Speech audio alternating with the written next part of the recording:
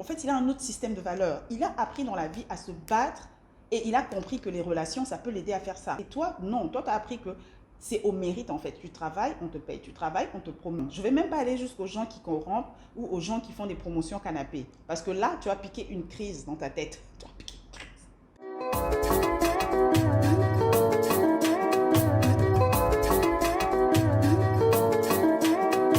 Bonjour, bonjour, bonjour, bienvenue, bienvenue, bienvenue à l'Isolo Namila. C'est ici l'endroit où nous travaillons pour devenir la meilleure version de nous-mêmes.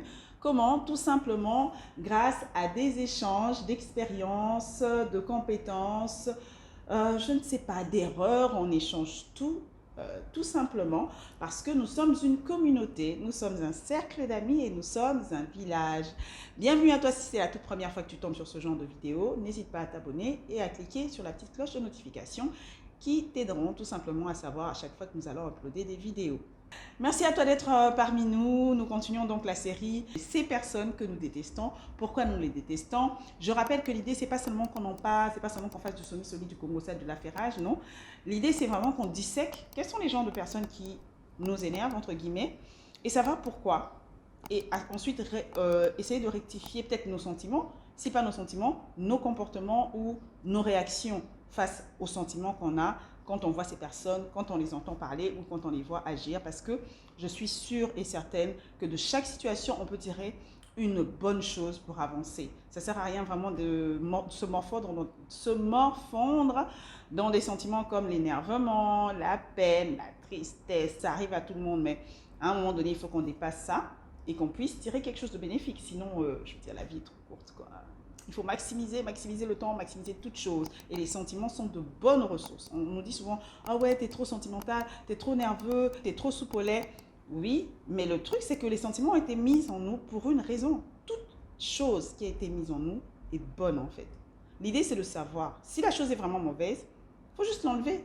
Mais en réalité, la chose, généralement, n'est pas mauvaise. C'est nous qui la pervertissons ou qui l'augmentons au point où, comme on dit chez nous, tout excès boutou, tout excès nuit.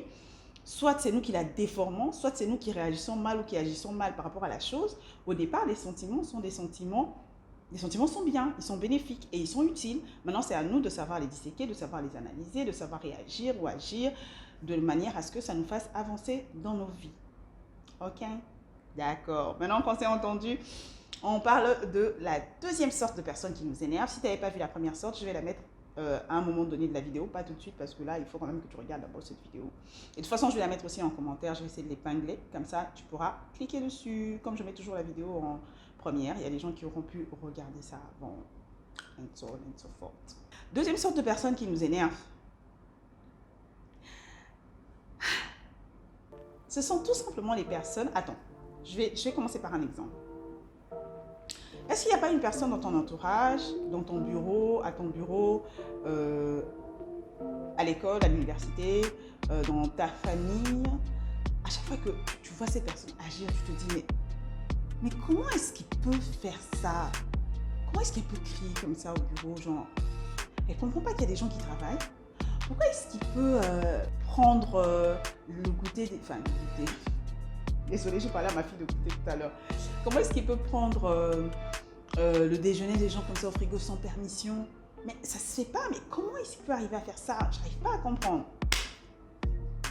Voilà. La deuxième catégorie de personnes qui t'énervent, ce sont les personnes qui te font te poser ce genre de questions.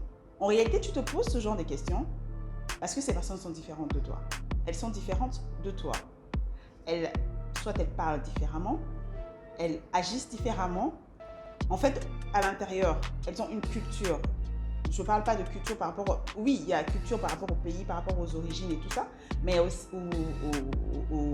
aux tribus, parce que des fois, c'est très différent. Mais aussi culture par rapport aux valeurs. Qu'est-ce qu'on lui a inculqué? si on lui a inculqué quelque chose, qu'est-ce qu'on lui a inculqué comme valeur? Qu'est-ce qui s'est inculqué comme valeur? Comment est-ce qu'il s'est bâti? Comment est-ce qu'on l'a éduqué? Qu'est-ce qu'il a eu comme parcours dans sa vie? Qu'est-ce qu'il a eu à combattre? Ou est-ce qu'il a juste eu tout sur un plateau d'argent? Voilà. Alors, du coup, la manière dont cette personne réfléchit, agit, parle, réagit, et interagis, ça, en fait, limite, ça te choque. Tu ne comprends absolument pas. Genre, tu ne comprends pas comment une personne humaine, un être humain, peut faire ça. En fait, tu ne comprends pas tout simplement parce que vous êtes différents. Tu n'agirais jamais comme ça, entre guillemets. Tu ne parlerais jamais comme ça. Tu ne ferais jamais ça. Ça vous est déjà arrivé de dire cette phrase? Genre, oh, je ne ferais jamais ça à mon ami. En fait, ce n'est pas que vous êtes meilleur, c'est juste que vous êtes différents. Il y a des personnes, par exemple, qui ont été éduquées, par exemple, au mérite. Donc, à la maison, c'était, ok, c'est au mérite, quoi. Tu travailles bien, tu es premier de la classe, tu auras un cadeau, tu fais ceci, c'est bon. Si tu ne fais pas ça, tu es puni. Elle va à l'école, elle va dans des écoles bien, dans le sens où une école où les gens sont justes, entre guillemets, hein, selon ce que je conçois de juste. Donc, quand tu travailles bien, tu as tes notes. Quand tu ne travailles pas bien, tu n'as pas de notes. On essaie de te guider, on t'enseigne les leçons, on te guide, on te donne presque tout ce dont tu as besoin pour évoluer. Et après, excusez-moi, j'étais en train de penser à un sujet pour la prochaine vidéo. Laisse un like d'abord, laisse un like. Le temps que je revienne, voilà, je reprends là où je m'étais arrêtée. Et elles vont dans ce genre d'école. Elles vont dans des universités aussi.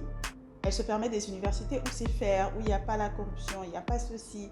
On ne juge pas à l'apparence, on ne juge pas à la voiture que tu conduis, on ne juge pas au prof avec qui tu sors. Non, on juge aux cotes, aux notes, à ta présence, à ton application et tout. Elle arrive au bureau. Elle se rend compte que les gens ne sont pas vraiment recrutés au mérite. Bon, elle se dit, je n'étais pas là quand on recrutait. Peut-être que la personne a fait une bonne performance à l'entretien d'embauche et au test. Ça se peut. Et puis, elle avance dans les relations. Elle voit que les relations, les gens ne sont pas promus au mérite. C'est à celui qui fait le plus de courbettes. C'est à celle qui connaît la maison du patron. Elle trouve ça injuste, en fait. Et puis, il y a quelqu'un d'autre qui va lui dire, non, mais arrête, c'est pas injuste, c'est la vie. La vie, c'est comme ça, la vie, c'est les relations. Il faut savoir faire des courbettes, il faut savoir flatter le patron, il faut savoir... C'est comme ça, c'est les relations. Parce que la personne en question a été peut-être dans une vie où il a dû faire ça, en fait. Chez lui, c'était pas facile. Chez lui, les parents n'avaient pas de quoi payer les Minerval. Il fallait être gentil avec le directeur et tout pour que le directeur, à chaque fois qu'il te voit, il sait que tu as une blague, que tu vas sortir une blague, que tout le monde va rigoler, qu'il y aura la bonne humeur. Il sait que quand tu es là, il y a ça que tu fais pour lui, tu portes pour lui les cahiers et tout. Il te dit, bon, toi, on ne va pas te chasser. Mais dis à tes parents jusqu'à la fin de l'année. Hein, et il étudie comme ça jusqu'à... Il passe son bac. Et puis, des fois, même, il n'a pas fini de payer les Minerval. Là, il a son bac, c'est fini. Et voilà, il est allé à l'université. Il a continué avec son système, c'était les relations et tout ça. Il s'est retrouvé président d'étudiants parce que voilà, il connaissait, il pouvait aider le professeur assistant. Non, moi je connais un bon mécanicien, ta voiture a un problème, pas de problème. Je vais l'emmener chez le mécanicien, je vais l'attendre jusqu'à ce qu'il finisse et tout. Il rend des services et tout. Des fois c'est la corruption, des fois c'est pas la corruption. C'est juste qu'il a appris la force du relationnel et lui mise sur ça. Genre, il peut même miser sur ça genre à 70% et sur le travail à 30%. Et ça lui réussit. Et toi, en fait, t'es choqué. Genre, mais non, mais je peux pas lécher les bottes de... Ouais, mais lui te dit, ouais, mais non, mais... Du coup, la personne, quand tu la vois, ça t'énerve. T'as l'impression qu'il lèche tout le temps les bottes. T'as l'impression que tu sais même pas si... Genre, est-ce que vraiment c'est un ami? Est-ce que vraiment... Parce que là, j'ai l'impression qu'en fait, tout pour lui est intérêt. Mais lui, en fait, il a un autre système de valeurs. Il a appris dans la vie à se battre et il a compris que les relations, ça peut l'aider à faire ça. Rendre des services, ça peut l'aider à faire ça. Et toi, non. Toi, tu as appris que c'est au mérite, en fait. Tu travailles, on te paye. Tu travailles, on te promeut. C'est pas la même chose. En fait, vous n'allez jamais vous comprendre. Je vais même pas aller jusqu'aux gens qui corrompent ou aux gens qui font des promotions canapé. Parce que là, tu vas piquer une crise dans ta tête. Maintenant, il y a des choses plus light. Vraiment des choses minimes. Genre, moi, je sais que j'ai un défaut. Je vais le dire. J'ai un défaut. En fait, j'ai un défaut. Il y a quelqu'un qui m'a donné ce défaut-là. Si elle regarde la vidéo, même si elle ne regarde pas, je vais lui envoyer cette vidéo. C'est elle qui m'a donné ce défaut-là. Et du coup, je l'ai eu et je l'ai toujours. Je mange souvent à mon bureau. Et c'était l'une de mes résolutions de fin d'année. Je n'ai pas pu tenir, oh Dieu. Je sais déjà, je ne veux pas tenir ça d'ici décembre. Je mange tout le temps au bureau, presque tout le temps. Sauf si il y a une force, genre, ah ouais, non, on va manger à côté. Et puis avec Covid, tu vas te forcer. Tout le monde veut être de son côté. Et c'est vrai qu'avec Covid, du coup, je suis confortée parce qu'il n'y a pas de problème si je mange au bureau. Mais avant, genre, je mangeais toujours à mon bureau. J'ai l'impression que je gagne le temps, tu vois. Bien, j'ai l'impression que je peux faire un truc. Je sais pas, je peux télécharger un truc. Je sais pas, je mange toujours au bureau. Je me dis toujours qu'il y a un truc que je peux faire. Je peux effacer mes mails en mangeant, tu vois. Et c'est pas une bonne habitude parce que déjà, rien que au niveau de la sécurité du bureau, c'est pas bien. Il y a le clavier, il y a des ceci, tu manges, il y a de l'eau, il y a du coca ou du jus. C'est pas bien en fait. Et puis après, il y a peut-être des rats qui pourraient venir juste à cause de toi. Après, tu peux te salir ta tenue. Et en plus, c'est même pas joli, c'est même pas élégant. Donc, je sais que je suis pas censée faire ça. Et si tu es... Bon, moi, j'étais aussi dans un foyer où les gens étaient assez corrects. Par exemple, hein, mon père ne me laisserait pas faire ça, mais comme les enfants trouvent toujours their way.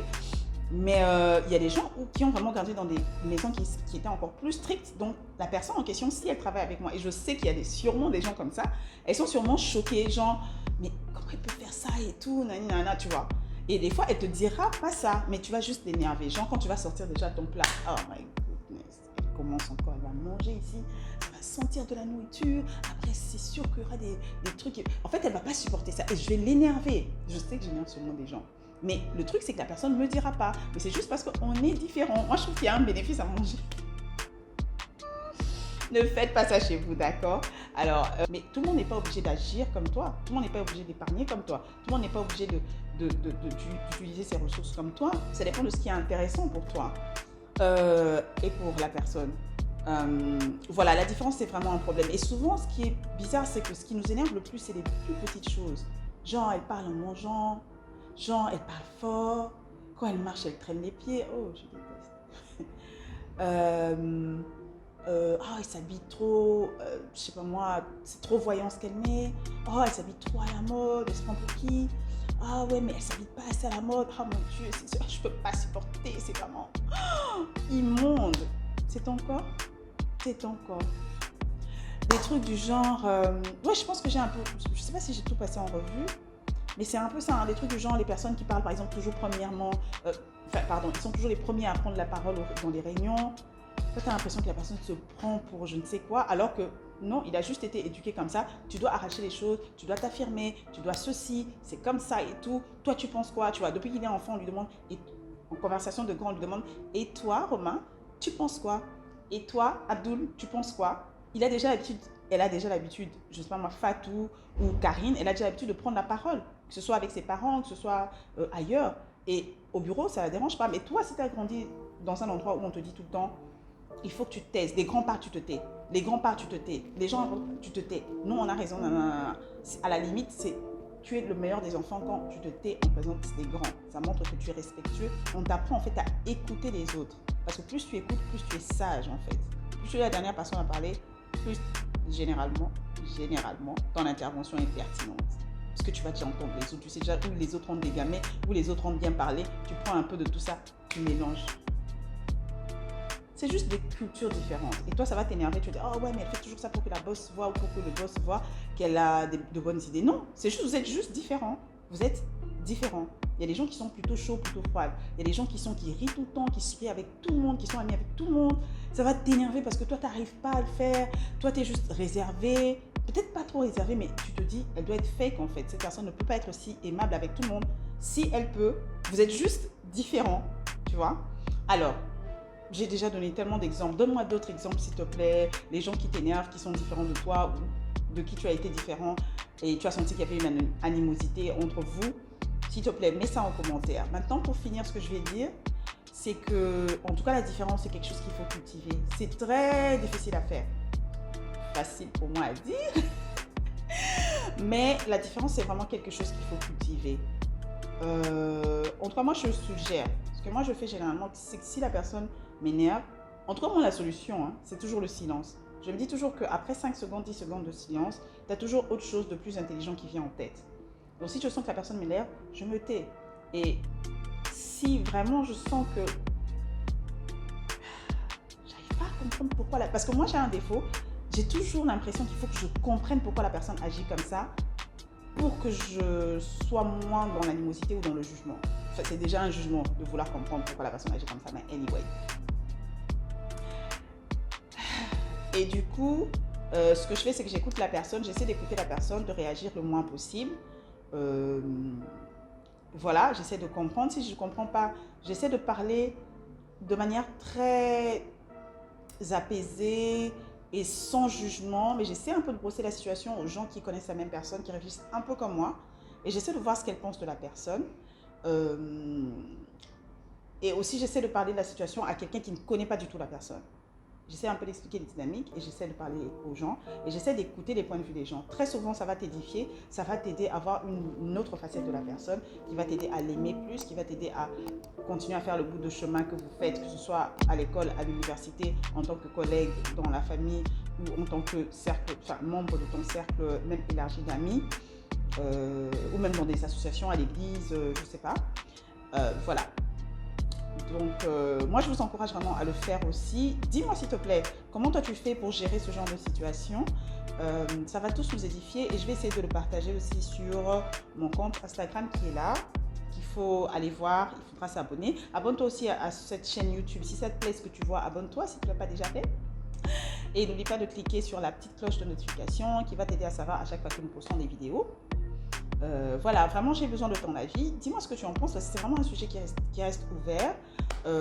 Et dis-moi si tu veux qu'on en parle plus. C'était vraiment un plaisir d'être avec vous tous. J'espère que tu vas bien. Vraiment prends soin de toi et continue de te protéger s'il te plaît jusqu'à ce que ce mal soit totalement éradiqué. N'oublie pas, tu es un VIP dans cette communauté, dans ta vie et dans le monde. Ne l'oublie pas, ne change pour rien au monde, si ce n'est pour devenir la meilleure version